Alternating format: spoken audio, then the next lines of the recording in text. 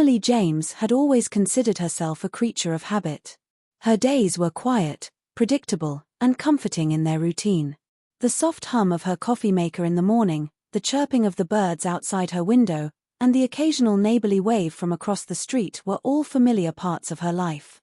It was a Thursday afternoon in early spring when it happened, the moment that would turn her ordinary day into something she'd never forget. She had been arranging fresh tulips in a vase on her dining table, enjoying the mild scent that filled the air, when she heard the sound of footsteps on her front porch. At first, she thought it was a delivery driver.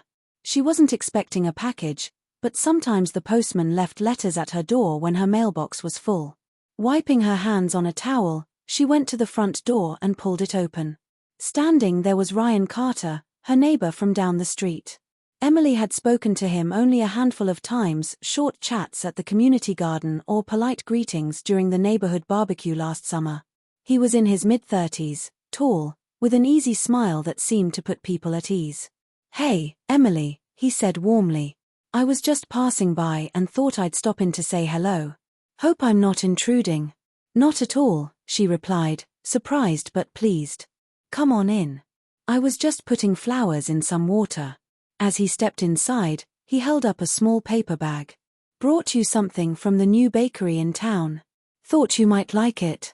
The gesture made her smile. "That's so thoughtful of you. Thank you." They moved into the living room, and Emily poured them both a cup of coffee.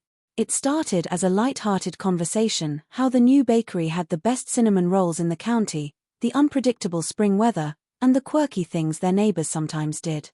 But as they talked, the sky outside began to darken. The gentle sunshine faded, replaced by the rumble of distant thunder. Within minutes, rain was tapping softly against the windows, then hard enough to blur the view of the street outside. Emily glanced toward the big bay window and frowned.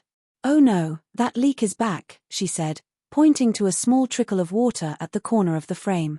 "Let me help," Ryan offered without hesitation. They fetched towels and an old bucket, and Ryan inspected the window frame.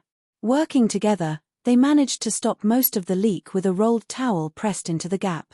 Just as Emily stepped back to admire their quick fix, a small framed photo on the shelf above the window wobbled and fell to the carpet with a soft thud. "Oh, I hope that didn't break," Emily said, picking it up. The glass was intact, but something caught her eye, a thin, yellowed envelope tucked behind where the frame had been. She frowned. "That's strange. I don't remember putting anything there."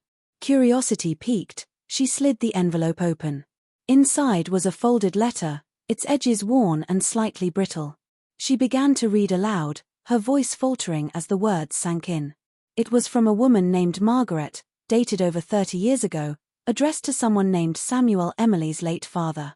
The letter spoke of gratitude for a kindness he had done, a debt repaid in friendship, and a hope that their families would one day meet again. At the bottom, there was a sketch of a place Emily recognized, the old willow tree at the park's edge, where she had played as a child. Ryan listened quietly. "Do you think she still lives around here?" Emily shook her head. "I've never heard of her before. But maybe this is worth finding out." The rain eased, sunlight breaking through the clouds and casting a soft glow across the living room. Feeling an unexpected sense of adventure, Emily and Ryan decided to walk to the park. The streets glistened with rainwater, and a rainbow arched faintly in the distance. They stood beneath the willow tree, wondering if Margaret's family had once lived nearby, or if she had simply chosen the spot as a memory marker.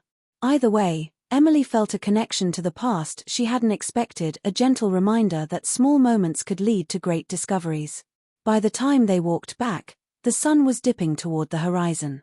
Ryan smiled as he waved goodbye. "Glad I stopped in today." Emily nodded. "Me too. More than you know." She watched him go, the letter still in her pocket, and thought about how an ordinary visit had opened a door to something bigger, something waiting quietly in the shadows of the past, just waiting for the right moment to be found.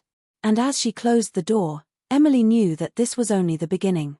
"If you'd like, I can expand this to a full 5,000 words with richer dialogue, more emotional beats, and extra scenes showing Emily's search for Margaret's story while keeping it fully YouTube safe.